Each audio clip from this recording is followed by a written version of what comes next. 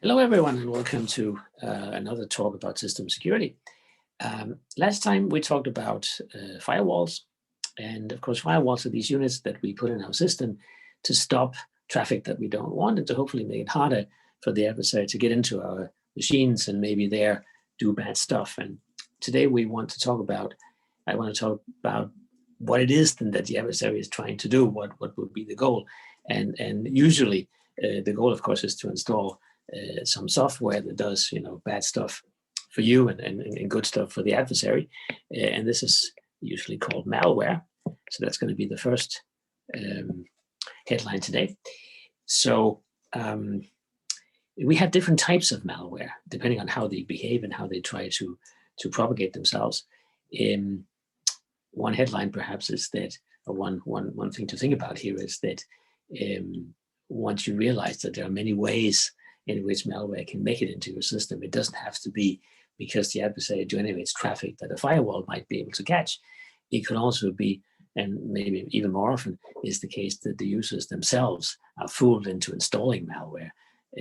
Maybe you recommended a nice game by one of your friends, which you then install, and you do get a nice game, but unfortunately, you also get other stuff with it that wasn't supposed to be there. So different types of malware. One type we have is known as a Trojan. So a Trojan is basically a little piece of software that doesn't want to be detected.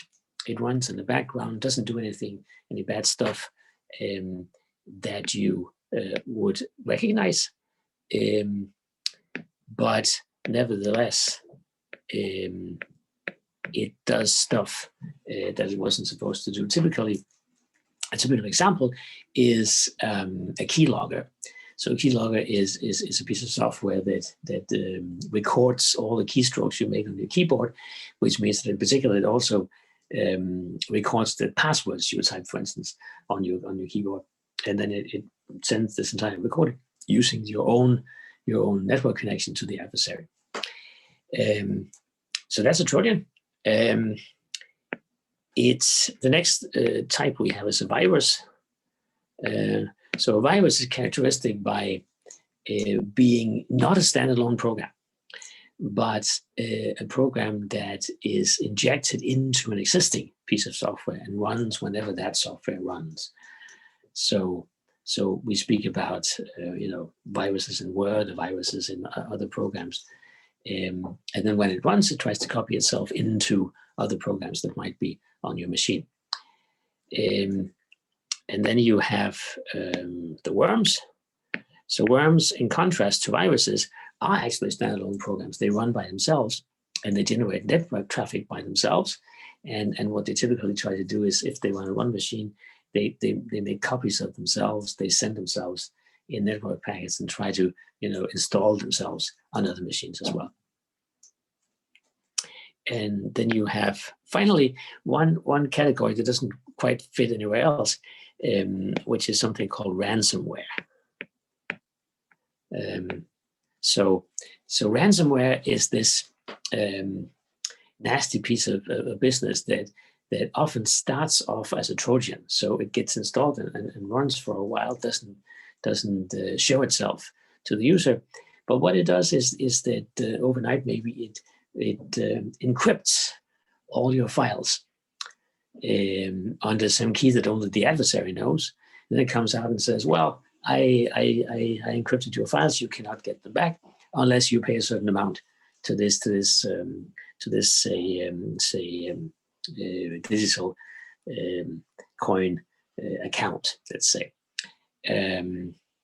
So this is a very nasty piece of business because it will usually be the case that the adversary makes sure that he uses a public key cryptography for this, so that the only way to recover the data would be using his own secret key. So that means it's not even possible by analyzing your own computer to find the key anywhere that would be able to decrypt the stuff. You really have to go to the adversary. This is one situation where your backups become really important, of course. But there you do have to realize that not all backups will necessarily help you. A very in other ways, nice and practical way to have backups is to, for instance, to have a hard disk which is always online on your Wi-Fi and will, can receive backups automatically. You don't even have to do anything. This is very nice and easy for you, but unfortunately, of course, it means that any backup, including such a disk, which is available when the ransomware runs, might also be encrypted. And so your backup doesn't help you very much in that case. Okay, so those are the categories that are most common. Of course, many malware examples don't fit exactly into one of these categories. Many of these things are actually things that fall in several of the categories, but never mind. These things here, what do we do about them? Well, typical defense is, of course, our good old friends, the virus scanners. So a virus scanner, as we all know, is simply a piece of software that scans your disk and looks for known signatures, so-called signatures of malware. So whatever the database behind the virus scanner knows about, will be able to recognize it and will try to remove this thing. So when we talk about signatures, this means that you extract certain characteristic pieces of code from a known virus, and you look for the signature because it makes it more efficient to recognize whether a certain virus is actually present in your system. Of course, updates are very important here. A virus scanner of any kind can only detect known viruses. So if your database of known virus signatures is not up to date, then you might be in serious trouble. It's also obvious, of course, that no virus scanner of any kind can be perfect, because there will always be malware out there that's so new that nobody knows about it yet. And so the question becomes, can we actually detect malware or any other kind of bad components in our system that we don't know about already? And one approach to this, the kind of, I guess, the only possible approach really, is to do something called intrusion detection. So the idea here is that if we don't know exactly what we're up against, the only way that we can actually detect that something is wrong is by the behavior of maybe a piece of malware, or maybe some other process, some other active part of our system that's not behaving like it should. So intrusion detection is about, as I said, detecting suspicious behavior by someone or something in your system. There are basically two types of this kind of stuff. There's the rule-based approach, and there is the statistics-based approach.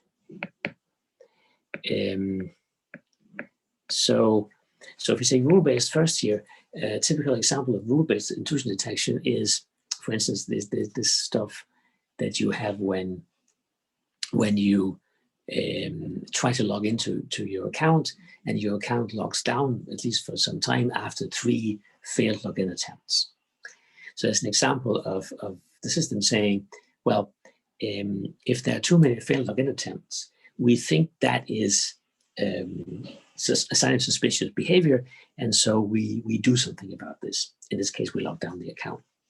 So rule-based in general is a system that says, we'll set up some rules that define what is suspicious behavior and what is not suspicious behavior. And as soon as we see something which is outside the rules, we will alert the system administrator, we will lock the account, we'll do something to try and prevent whatever wrongdoing is going on.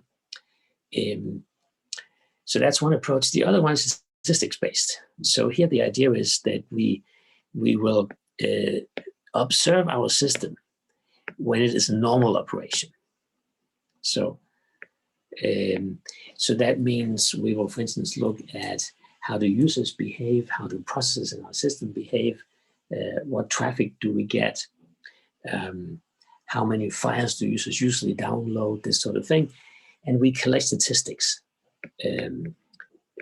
based on how the system behaves when we believe that no attack is present. And then when we have your system in operation where we're not sure whether something bad is going on or not. So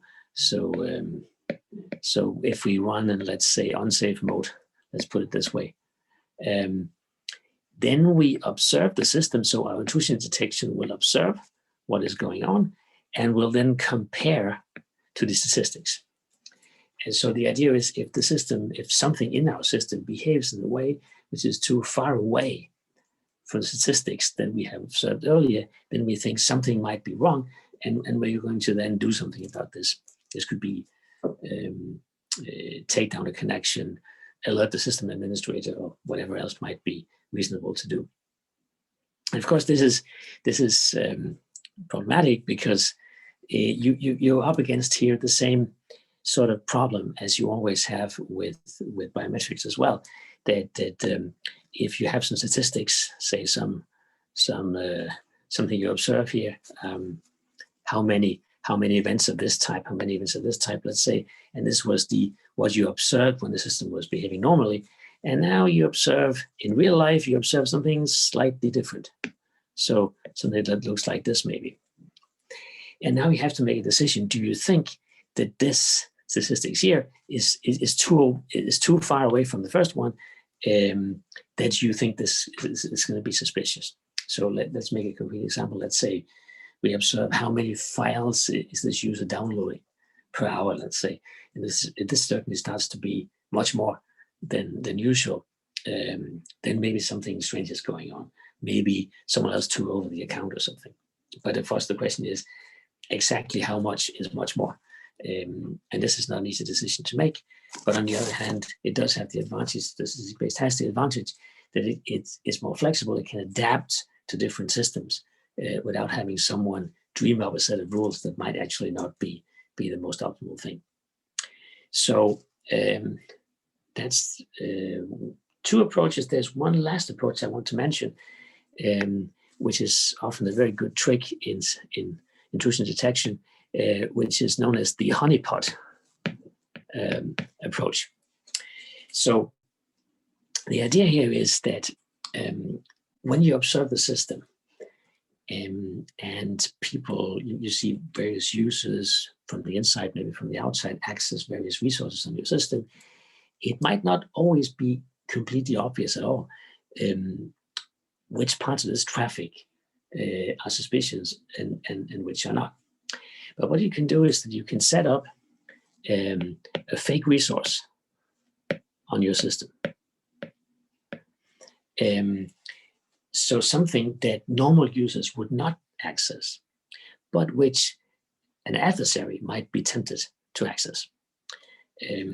So a classic example is a case where a hospital was suspecting that maybe some adversary was getting access to their patient records. And what they then did was that they inserted into the database a whole bunch of fake patients, non-existing persons, but nevertheless with data that looked like it might be real. And of course, no real doctor, no real nurse would ever access those records. But and so therefore, whenever there was an access, you could deduce that must be from some adversary, someone who's not supposed to get access. So this makes it much easier to catch the traffic that you don't want. So that's often a very smart trick. Okay, so I guess that was just about it that I wanted to say here. It was the end of lecture number 2, and lecture number 3 will be about security policies and models for security policies.